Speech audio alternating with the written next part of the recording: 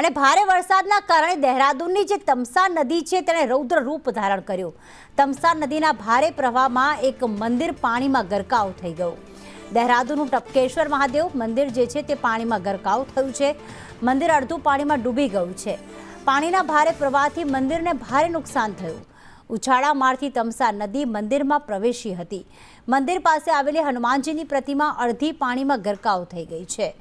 જે નદી આવેલી છે તમસા નદી તે હાલમાં બે કાંઠે વહી રહી છે, ઉછાળા મારી રહી છે અને તેના જ કારણે જે ટપકેશ્વર મહાદેવનું મંદિર આવેલું છે તે મંદિર પાણીમાં ગરકાવ, જે પરિસરમાં હનુમાનજીની મૂર્તિ આવેલી છે તે પણ અડધી ડૂબી ગઈ છે।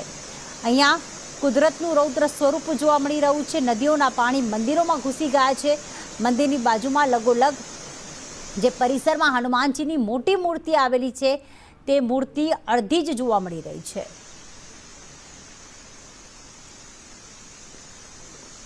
अब तो थोड़ा कम हो गया सर।